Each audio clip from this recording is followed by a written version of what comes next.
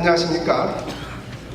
민주평통 오렌지 샌디에고 협의회 권석배입니다.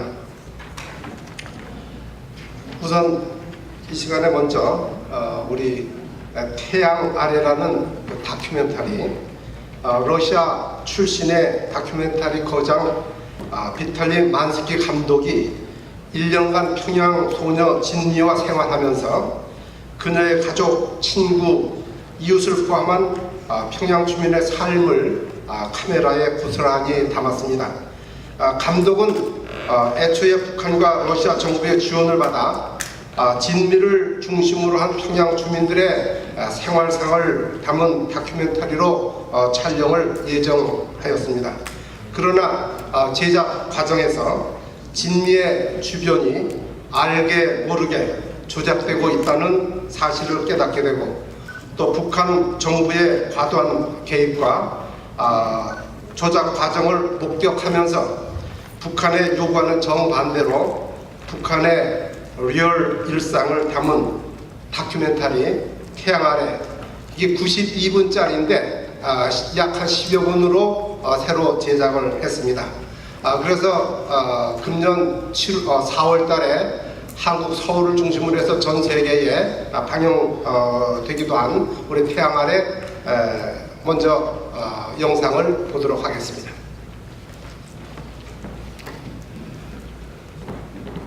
이 영화는 러시아의 영화 감독 비탈리 만스키가 제작했다. 당초 평양에 사는 8살 진미 양을 통해 북한 체제 선전 영화를 만들 예정이었으나 북한 당국의 지나친 개입으로 사실이 아닌 거짓과 조작을 강요당하자 북한의 실체를 낱낱이 드러내는 것으로 영화의 방향을 선회했다. 만스키 감독은 지금 북한에서 일어나는 일들은 인간에 대한 범죄라고 말한다. 아버지는 말씀하시고 난다. 우리나라는 아침해가 제일 먼저 솟아오르는 지구의 동쪽에 위치한 아름다운 나라라고. 평양의 아침, 모두가 바쁘게 저마다의 일상을 시작한다. 8살 진미는 오늘도 북한 측이 준비한 각본대로 최고의 연기를 펼쳐야 한다. 가장 평범한 가족, 평범한 생활을 보여줘야 하지만 진미는 오늘 일을 예측할 수 없다. 그저 어른들이 시키는 대로 잘 해내고 하루가 무사히 지나가길 바랄 뿐이다. 아침에 햇빛이 아름답고 덥다고 우리 이름을 저선이라 불렀니. 빛처럼 귀하고 아름다운 내 나라, 이 세상 또 어디 찾아볼 수 있을까.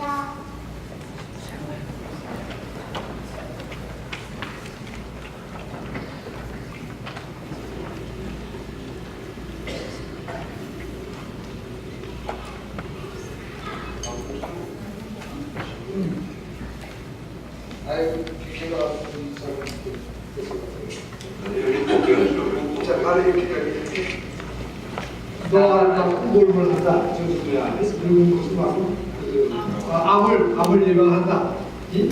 그러니까 막 웃는 장면이 없다고 해요. 그러니까 이 얘기를 하니까 슬프게 느껴진다 이거지. 안해줘. 정말 경지를 했는데 이대형을 김성대원 국민께서 세워주시고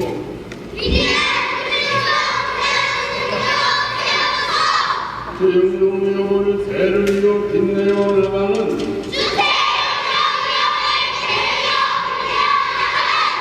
소년단 전익 앞에서 굳게 맹세합니다.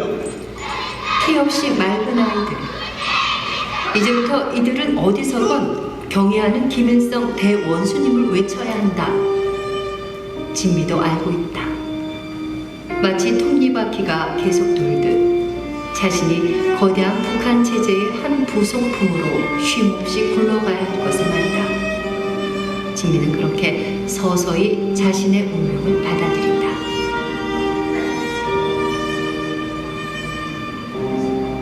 진미는 행복한 어른들을 본 적이 없다. 아니, 행복이란 개념 자체를 모른다.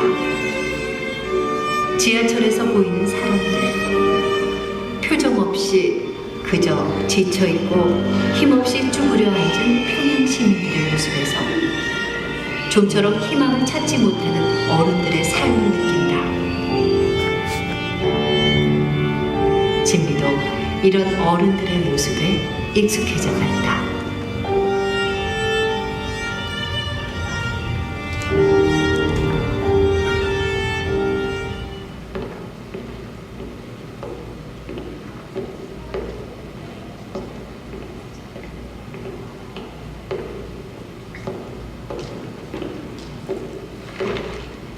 이번에 우리가 한국민이라고 보는 국민이 아주 필요성을 기술적인 측면에서 저희가 좀 더 아니면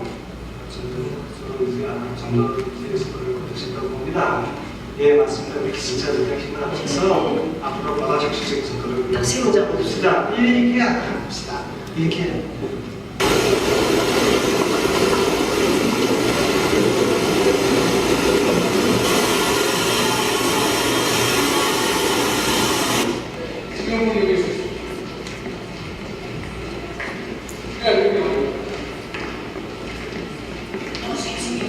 그다음에 조금만 우제국 강변소를 맞으면서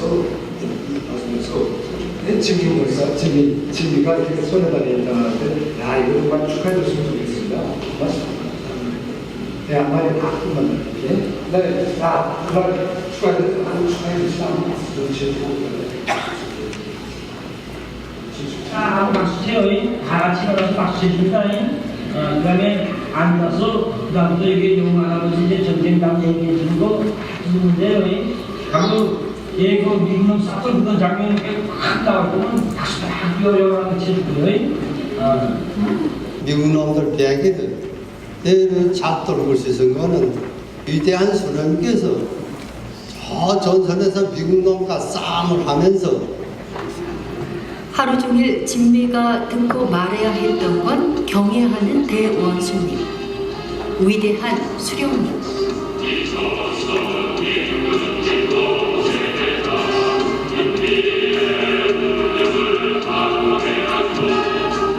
TV를 틀어도 온통 북한 지도자를 찬양하는 노래뿐이다. 대체 언제까지일까? 진미는 스스로 무엇을 결정할 권리가 없다. 오로지 그들의 가르침대로 생각하고 행동할 뿐이다.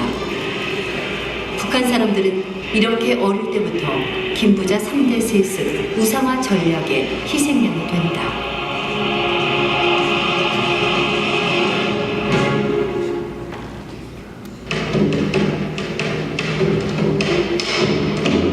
태양절 공연을 위해 조선 무용을 연습하던 진미는 단 한 번도 힘들다고 쉬겠다고도 말할 수 없었다. 오늘 우리들은 경의하는 김정은 선생님께서 전국에 나가서 유치원 문화들과 소학생들에게 돌려주신 고맙은 사랑과 배려를 받아갑니다.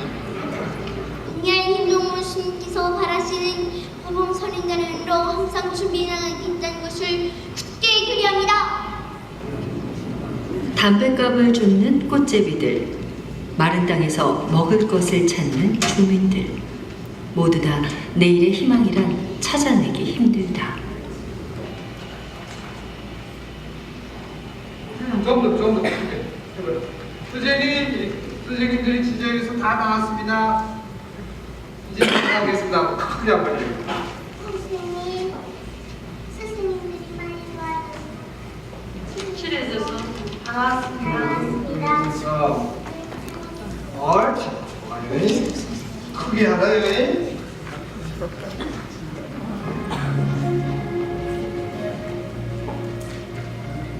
경의하는 김정은 원수님 모시여 영원한 태양절을 떠내갑니다.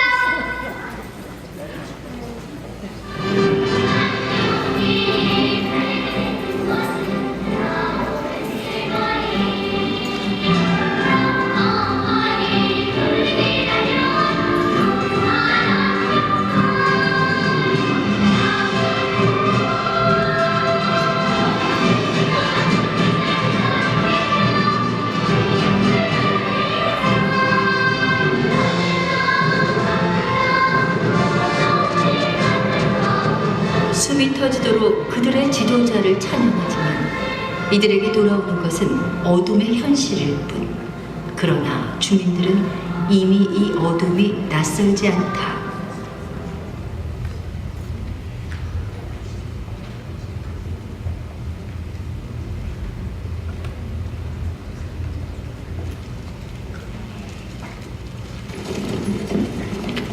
마치 약속이 나은 듯 평양 시민들은 질서 정연하게 김일성, 김정일의 동상 앞에 헌화하고 참배했다.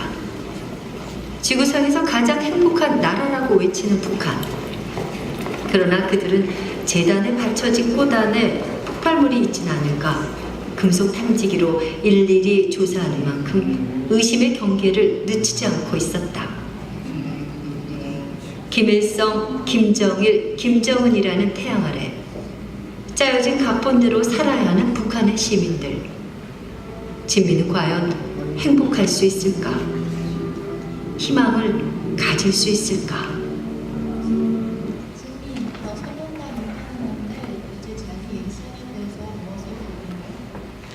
소년단은 이제는 저직 생활을 합니다. 저직 생활을 할 때 잘못도 느끼게 되고 용이한 태원 주님을 위하여 어떻게 해야 되는 것도 느껴지게 됩니다.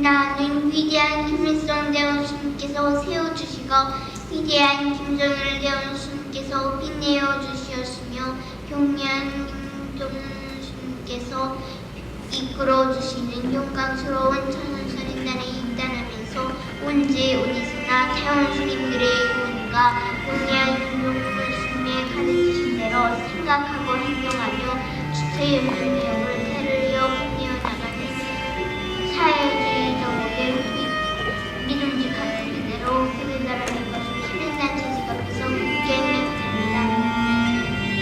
유럽 등지에 이어 대한민국에서도 이 영화가 개봉되고 모두들 진미의 안전을 우려할 중.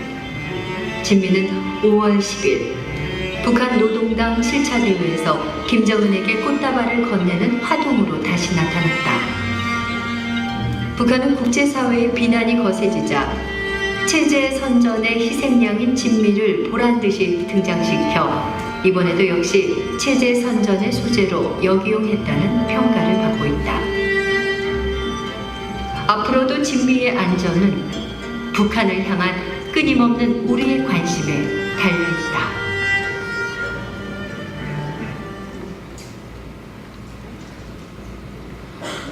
예, 여러분들 이 진미 양이 뭐 좋은 것 좀 생각해 보라고 했을 때는 아무것도 생각나는 것이 없었는데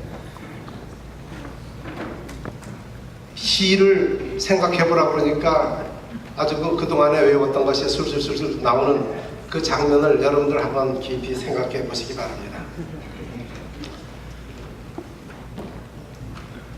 이제 이 시간에는 과연 우리 남북한이 분단되지 벌써 71주년을 맞이했는데 과연 통일이 필요한가? 통일의 필요성을 국민들에게 10명 중에게 물었는데 6명이 통일의 필요를 별로 느끼지 못한다고 답을 했답니다. 통일의 그 부정적인 여론을 많은 사람들이 생각하면서 복잡하게 통일을 해서 무엇하나 남한 지역 감정도 해결이 안 되는데 지역 하나 더 보탤 일이 있느냐 하는 얘기하는 사람들도 있고 통일 비용으로 들어가는 막대한 재정 부담을 남한 정부와 남한 국민이 감당할 능력이 있는가? 그런가 하면은 대통령께서는 통일이 되면은 대박이라고 얘기를 했는데, 또 어떤 사람들은 통일은 또 재앙이라고 또 이야기하는 사람들도 있는데, 과연 통일 대박에 대한 당위성을 우리는 이 시간에 한번 생각해 보고자 합니다. 통일 비용으로 들어가는 경비와 현재 분단으로 인해서 들어가는 경비 비교해 보면은 통일 비용이 분단 비용보다 훨씬 적게 든다는 얘기입니다. 아울러 이 분단 비용은 1년, 2년 통일이 될 때까지 계속해서 증가될 수밖에 없는 분단 비용을 감당해야지 됩니다. 전체 인구의 남한은 1.3%, 북한은 4.86%를 군 병력으로 충당하고 있고, 주요 선진국들은 약 한 0.5% 이하를 유지하고 있다고 합니다. 그런가 하면은 북한에 지금 지하에 묻혀있는 지하 자원을 보면은 금 매장량이 남한에 비해서 15.8배, 은 매장량은 4배, 그 다음에 북한의 주요 광물 자원 잠재 가치를 계산해 보면은 남한보다 무려 23.9배의 차이를 보인다고 합니다. 2010년 일본이 그 조업 중이던 중국 선장을 구금을 한 적이 있습니다. 중국 정부에서 일본 정부에게 빨리 석방하라고 압력을 가했지만은 일본 정부가 말을 듣지 않습니다. 그때 중국이 꺼낸 카드가 히토류를 그 당시에 중국에서 일본으로 수출을 했는데, 히토류를 전면 중단하겠다 하는 히토류 카드를 냈습니다. 히토류는 17종류의 비철 금속 광물을 말하는데, 이들 원소는 매우 안정적이면서도 열을 잘 전달하는 장점이 있어가지고 하이브리드 자동차나 또 전투기, 휴대전화기, 배터리, TV 등 첨단 산업에 아주 광범위하게 사용되는 이와 같은 광물질인데, 이 광물질만 하더라도 전 세계에서 북한에 매장되어 있는 것이 2번째로 많이 있다고 합니다. 그런가 하면은 2015년 대한민국의 세계적인 위상을 영국 주간지인 이코노미스트 자매회사인 EIU가 매긴 지표를 보면은 한국은 미국, 중국, 일본, 독일에 다음가는 5대 공화국, 7대 수출국, 8대 무역국, 12회 경제 대국으로 자리매김하고 있습니다. 이런 통일이 만약에 온다고 할 것 같으면은 남한의 그 자본과 기술력이 또 북한의 노동력과 자원이 합쳐진다면은 우선적으로 인구가 약 한 7,500만으로 늘어날 것이고, 그렇게 되면은 경제 이론상 내수 시장으로만도 이윤이 창출되면서 낙후된 북한의 인프라를 정비함으로 돈이 투자가 되고, 또 이 돈은 외국으로 빠져나가는 것이 아니라 대한민국에서 인건비나 자재 비용 등으로 투자되기 때문에 소비가 늘어나고, 소비된 노동 임금은 다시 소비하게 되어 이른바 경제 선순환 구조를 만들 수 있다고 합니다. 그래서 이에 따르는 시너지 효과가 엄청나다고 발표하고 있습니다. 그렇기 때문에 2012년 미국의 투자회사인 골드만삭스는 2012년 만약에 통일을 가정했을 경우에 50년 이내에 GDP가, 한국의 GDP가 프랑스, 독일을 추월할 것으로 발표를 했습니다. 그래서 통일 비용으로 들어가는 것은 만약에 지금 통일을 한다고 할 것 같으면 4,600조 원이 들어가고, 통일로 인한 경제적인 평익은 일경 4,400조 원이 된다고 하니까 얼마나 많은 한국의 경제가 큰 이득을 볼 수가 있을지를 우리가 상상할 수가 있습니다.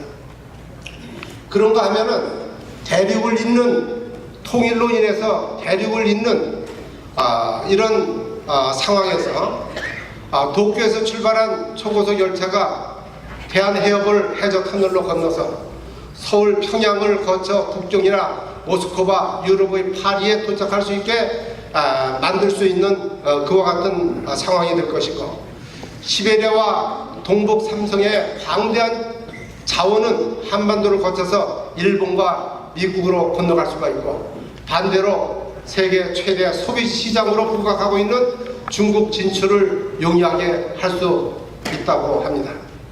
경제적으로는 중국, 한국, 일본 등 동아시아 여러 국가들이 유럽 공동체와 비슷한 경제 공동체를 구상해 나갈 수 있다고 합니다.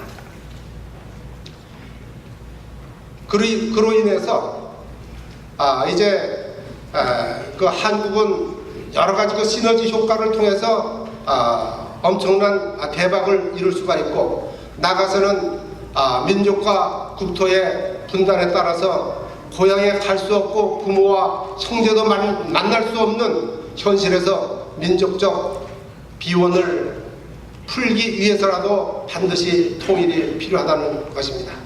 못 가는 것과 안 가는 것은 크게 다릅니다. 얼마나 많은 한숨과 눈물로 세월을 더 기다려야 할지, 이산 가족의 만남을 위해서라도 통일은 반드시 필요하다는 생각입니다. 우리 한국은 한 반도입니다. 이 반도는 해양과 육로를 이렇게 잇는 이점으로서 이태리 반도를 통해서 로마가, 또 발칸 반도를 통해서 그리스가, 이베리아 반도를 통해서 스페인이, 스칸디나비아 반도를 통해서 스웨덴과 노르웨이가 큰 이점을 살린 것과 마찬가지로 한국도 한 반도라고 할 것 같으면 대륙과 해양의 진출을 용이하게 활용할 수 있는 그 나라 통일된 한국을 한번 우리 상상해 보시기 바랍니다. 이렇게 되면 한국은 통일이 올 때에 EU와 나프타에 버금가는 경제협력체로 구성이 가능할 것이고, 동아시아 연합체가 없는 이유는 현재 여러 가지 이유가 있겠지만, 만약에 통일 한국이 된다고 할 것 같으면 강대국 사이에 있는 지정학적인 위치를 우리가 살려서 한국의 국가 브랜드가 상승이 되고 국가 브랜드의 가치가 상승이 된다는 그러한 결론입니다.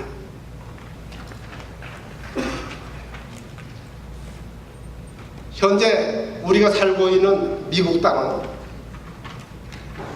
1861년도에 남북전쟁으로 말미암아서 남북이 갈리는 큰 위기에 처했지만 100만 명이 넘는 큰 희생을 내면서까지 미국은 분열되지 않고 한 국가로 자리매김했습니다.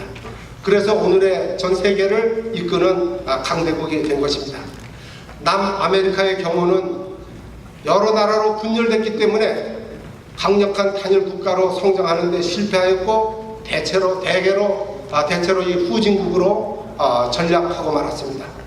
독일은 통일 이후에 유럽 경제를 끌고 가는 전인차 역할을 했습니다. 오늘날 우리 대한민국의 경제 대국이 위해서는 요즘 한국의 경제는 2%에서부터 3%에 불과합니다.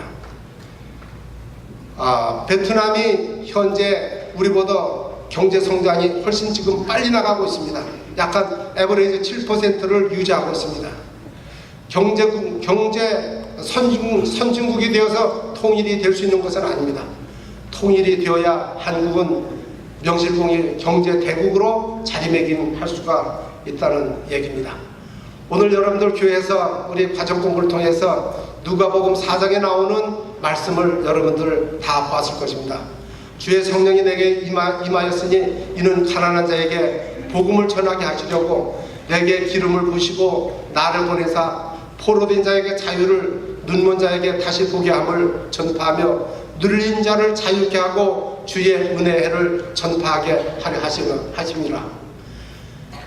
예수님께서 침례를 받으시고 40일 동안 금식 기도를 하시고 마귀에게 3가지의 시험을 견디신 이후에 나사렛의 첫 안식일을 맞이해서 가장 처음 하신 이 설교의 말씀, 지금 이 세상에서 가난한 나라가 어디입니까? 포로된 자가 누구입니까? 눈먼 자가 누구입니까? 눌린 자가 누구입니까? 현재 이 세상에서 유일하게 남아있는 우리 북한 주민들을 위해서라도 예수님께서 하신 이 은혜의 해, 희년에 따르는 그 축복이 우리 북한에 전달되어서 우리 남북 통일이 하루속히 이루어지고 복음이 전파되고 하늘의 귀한 축복이 듬뿍 넘치는 우리 통일 한국을 기대하면서 제 말씀을 마치겠습니다. 감사합니다.